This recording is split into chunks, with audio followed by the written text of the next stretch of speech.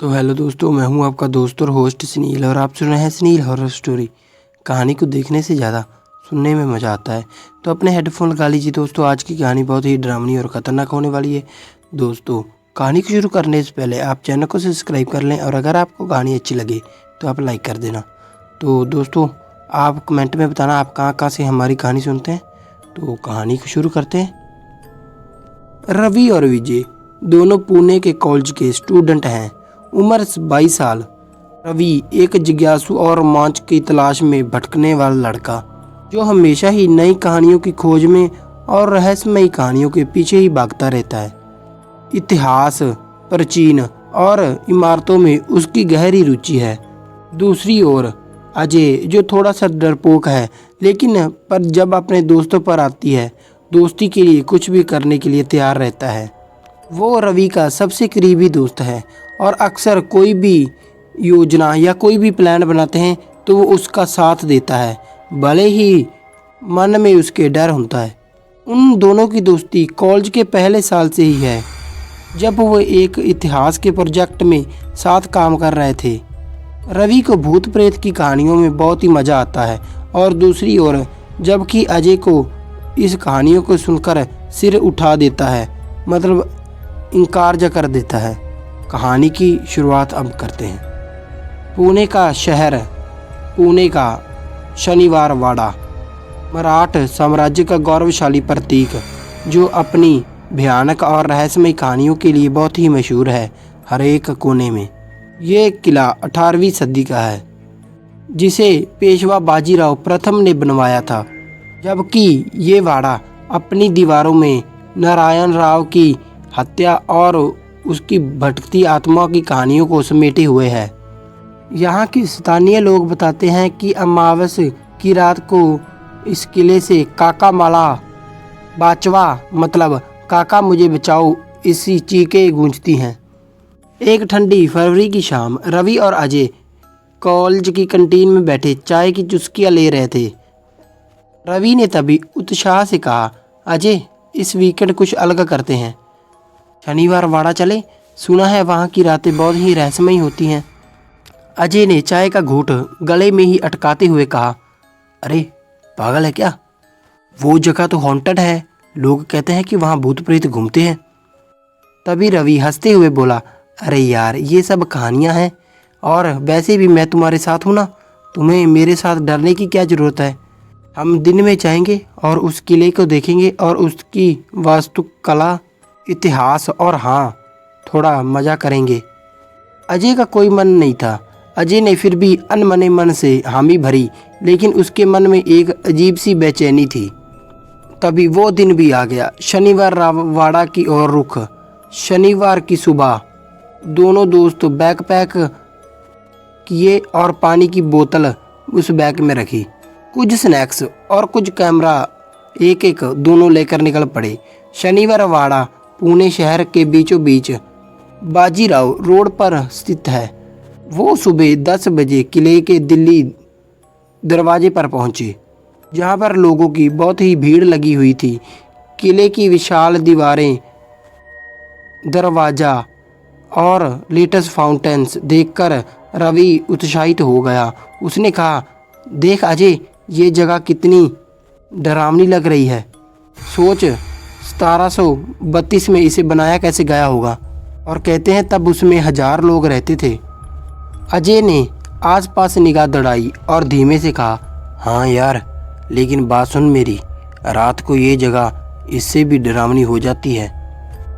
मैंने सुना है कि नारायण राव की आत्मा। तभी रवि ने उसकी बात काटते हुए कहा, बस बस, चल अंदर चलें, तू भी ऐसे बोलता रहता है। किले में घूमते हुए दोनों ने दिल्ली दरवाज़ा, मस्तानी दरवाज़ा और थरोलिया दीवार खाना देखा। रवि बिल्कुल निडर होकर हर कोने से तस्वीरें ले रहा था, और जबकि अजय बार बार पीछे मुड़कर देख रहा था, जैसे कोई उसका पीछा कर रहा हो। दोपहर होते होते अब भीड़ भी कम होने लगी थी। रवि ने एक सुनसान कोने में, जहां पुराना बरामदा था, वहां पर जाने का फैसला किया। जब उसने वहां पर कदम रखा वहाँ पहुँचते ही हवा अचानक से ठंडी हो गई।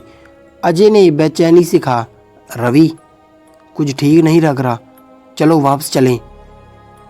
तभी अचानक बरामदे के पास से एक हल्की सी फुसफुसाहट सुनाई दी, जैसे कोई धीमे स्वर में बाचवा बोल रहा हो, मतलब बचाओ मुझे।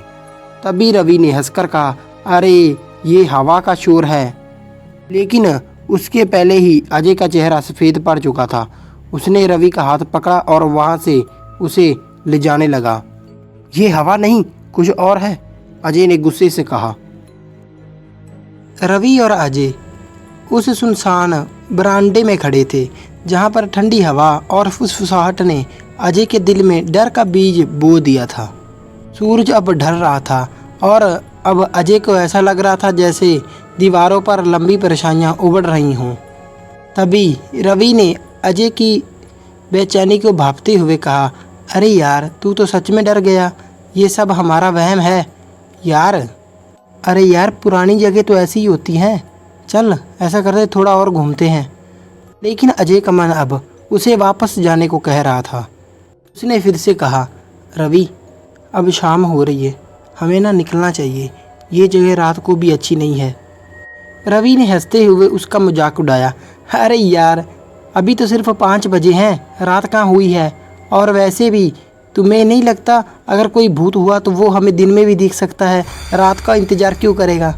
अजय ने फिर से गुस्से में कहा, अरे तू मजाक मत उड़ा, मैंने सुना है अमावस की रात को। इतना ही कहा था, रवि ने उसकी बात को बीच में टोकते हुए कहा, हाँ हाँ काका, माला बावचा, मतलब मुझे बचा लो काका। हाँ और वो सब कहानियाँ, चल अब बात छोड़, वो पुराना कुआं देखते हैं जो पीछे की ओर है। तभी दोनों पुराने कुएं की ओर, अर्जुन का बिल्कुल भी मन नहीं था। दोनों उस कुएं की ओर बढ़े जो पिछले हिस्से में था। ये हिस्सा पर्यटकों के लिए, मतलब स्थानीय लोगों के लिए कम ही खुलता था और यहाँ की बहुत ही ज़्यादा घास उगी हुई थी। कुआं पुराना और जंजर हो चुका था, जिसके किनारे किनारे पत्थर की जालियाँ और लोहे की जालियाँ टूटी हुई थी। पत्थर उसके आसपास पड़ा था। चारों ओर सिर्फ सन्नाटा था, सिवाय हवा के हल्के से शोर के। शायद इसमें कोई खजाना छुपा हो, अजय ने पीछे से कहा। अरे खजाना नहीं, कुछ और होगा, तू ज़्यादा उत्साहित मत हो। तभी से अचानक कुएं के पीछे से एक अजीब सी आवाज़ आई, जैसे कोई नीचे पत्थर गिरा रहा हो। अजय चौंक कर पीछे हट गया। देखा, मैंने कहा था ना कुछ गड़बड़ है, अजय ने कहा। अरे यार शायद कोई चूहा होगा, रवि ने हंसते हुए कहा। तू तो यार हर चीज़ में भूत ही देखता है। इतना कहकर जैसे ही रवि ने कुएं की ओर झाँका, उसे लगा कि नीचे पानी में कुछ हिला। उसने टॉर्च निकाली और रोशनी डाली, लेकिन कुछ भी नहीं दिखा। फिर भी उसे लगा कि जैसे कोई छाया तेजी से गायब हो गई हो। इतना देखकर अजय भी अब पूरी तरह से डर चुका था। उसने रवि का हाथ खींचा और कहा, बस अब तो चल, ये मेरा वहम नहीं, कुछ तो है यहाँ। इतना कहकर वो चुप हो गया। रवि भी अब कुछ अजीब सा असहमय महसूस कर रहा था, लेकिन उसने अपनी हिम्मत बनाए रखने के लिए बोला, ठीक है चलो बाहर निकलते हैं। लेकिन तू तो डरपोक है अजय, ये तो मानना पड़ेगा ना। जैसे ही वो मुख्य द्वार की ओर पहुँचे, अजय को लगा कि कोई उसके पीछे चल रहा है। उसने पीछे मुड़कर देखा, लेकिन वहाँ पर कोई नहीं था। फिर सिर्फ हवा में पेड़ों की पत्तियाँ ही सरसराहट कर रही थी। अरे यार तू बार बार पीछे क्यों देख रहा है, अब तेरा वहम मुझे भी डराने लगा है, रवि ने अब गुस्से में कहा उसे। अजय ने गहरी सांस ली और कहा, हाँ यार शायद तू सही है, ये सब मेरे दिमाग का खेल है, लेकिन फिर भी ये जगह कुछ अजीब सी है। रवि और अजय अब मुख्य दरवाजे की ओर बढ़ रहे थे। जैसे जैसे अंधेरा गहरा होता जा रहा था, शनिवार रवाड़े की गलियां अब भूल भुलैया लगने लगी थी। किले की ऊंची दीवारें, पुराने दरवाजे और अंधेरे में छिपी परछाइयां मानो उन्हें ही घूर रही हों। अजय ने तभी बेचैनी से कहा, रवि ये रास्ता सही नहीं लग रहा मुझे। हम तो दिल्ली दरवाजे की तरफ जा रहे थे ना, ये जगह तो अलग सी लग रही है। रवि ने टॉर्च इधर उधर घुमाई, लेकिन हर गलियां एक दूसरे से मिली जुली थी। तभी उसने हल्का सा हंसकर, लेकिन उसकी हंसी में भी अब डर था, माहौल को शांत करने की कोशिश की। अरे यार, तू फिर डरने लगा? अरे यार, ये पुराना किला है, गलियां एक जैसी लगती हैं। चल थोड़ा और चल, बाहर निकल जाते हैं। लेकिन उसकी आवाज़ अब आसमान्य नहीं लग रही थी, मगर डर झलक रहा था उसकी आवाज़ में भी।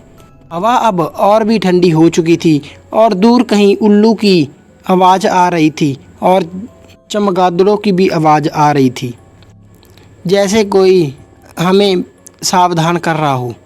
अब दोनों तेज़ी से चलने लगे थे, लेकिन कुछ मिनट बाद वो चौंक गए। सामने वही पुराना कुआं जहाँ से वो अभी अभी निकले थे। अजय का अब चेहरा सफ़ेद पड़ चुका था। रवि, ये कुआं है? हम तो सीधे चल रहे थे ना, फिर वापस कैसे आ गए यहाँ पर? रवि भी अब असहज महसूस कर रहा था, लेकिन उसने खुद को संभालते हुए बोला, मुझे लगता है शायद हम गलत मोड़ पर मुड़ गए थे। ये पुराने किले जैसी ही रेक जैसी हर कोई थाह लग रही है। ये पुराने किले एक जैसे ही बनाए जाते हैं, भूल भुलैया जैसे, ताकि दुश्मन भटक जाएं। अजय ने गुस्से और डर के बीच में से कहा, दुश्मन? दुश्मन छोड़, अब हम भी भटक गए हैं। और ये जगह, ये मुझे सचमुच अजीब लग रही है। तभी कुएं के पास से फिर से फुसफुसाहट की आवाज़ सुनाई दी, इस बार थोड़ी साफ सी। वाचवा? अजय ने रवि का हाथ कसकर पकड़ लिया और उसे खींचते हुए कहा, अरे सुन, ये कोई वहम नहीं है, सचमुच कुछ है यहाँ पर। तभी रवि ने टॉर्च की रोशनी कुएं की ओर डाली, लेकिन इस बार उसे कुछ दिखा, पानी की तरह लहर पर हिल रही थी। उसने अजय को चुप रहने का इशारा किया और धीरे से कुएं के पास गया। लेकिन जैसे ही वह करीब पहुंचा, एक तेज हवा का झोंका आया और टॉर्च की रोशनी बुझ गई। अंधेरे में दोनों दोस्तों को लगा जैसे कोई उनके पीठ पीछे खड़ा हो। रवि ने धीरे से मुड़कर देखा, लेकिन वहाँ कुछ भी नहीं था। लेकिन अब उन्हें नेगेटिव एनर्जी बिल्कुल महसूस हो रही थी साफ, और पीछे तो सिर्फ सरसराहट और अंधेरी गलियां थी। फिर भी दोनों को एक अजीब सी ठंडक महसूस हो रही थी, जैसे कोई अदृश्य चीज़ उनके आसपास मंडरा रही हो। Negative energy. रवि ने हिम्मत जुटाकर कहा, ठीक है, अब बिल्कुल भी मजाक नहीं, हम सीधे चलते हैं और हम अब कोई भी मोड़ नहीं लेंगे। दोनों फिर से चल पड़े, इस बार और तेज़ी से। लेकिन हर कुछ कदम बाद गलियां मानो बदल रही हों। एक बार तो उन्हें ऐसा लगा जैसे वो दिल्ली दरवाजे के पास पहुंच गए, लेकिन वहां सिर्फ एक बंद दरवाज़ा था, जिसके पीछे वो ठंडी हवा आ रही थी। अजय अब पूरी तरह घबरा चुका था। रवि, ये किले को जाल नहीं, हम हर बार उसी जगह क्यों पहुंच रहे हैं, जैसे कोई हमें बाहर जाने ही ना दे रहा हो। रवि का दिल भी अब तेज़ी से धड़क रहा था, लेकिन वो अब अजय को हिम्मत देना चाहता था। उसने फिर से कहा, ये सब हमारे दिमाग का खेल भी हो सकता है ना अजय, पुरानी जगह जैसे भी होती हैं, हम दोनों शांत रहकर रास्ता ढूंढते हैं ना। लेकिन जैसे ही उसने ये कहा, दूर कहीं हल्की सी चीख सुनाई दी, जो बहुत ही जल्दी सन्नाटे में गुम हो गई। अब रवि और अजय भूल भुलैया की उसी गली में फंसे हुए थे, जहां हर गली, हर मोड़ उन्हें उसी जगह और उसी कुएं के पास ले जा रही थी। चारों ओर अब अंधेरा काफ़ी हो चुका था और ठंडी हवा उनके दिलों में डर पैदा कर रही थी। तभी उस सन्नाटे को चीरते हुए एक तेज और कंकराहट आवाज़ आई, काका, मने वाचवा, मतलब मुझे बचाओ। ये आवाज़ इतनी साफ थी कि दोनों दोस्त सहम गए, उनके रोंगटे खड़े हो गए। अजय ने रवि का हाथ कसकर पकड़ा, उसकी आवाज़ अब काँप रही थी। फिर रवि बोला, ये वही आवाज़ है ना, नारायण राव की, उसका भूत है ये। रवि का चेहरा भी अब सफ़ेद पड़ चुका था, लेकिन वह हिम्मत जुटाने की कोशिश कर रहा था। उसने फिर से टॉर्च जलाई और फिर से कुएं की ओर देखा।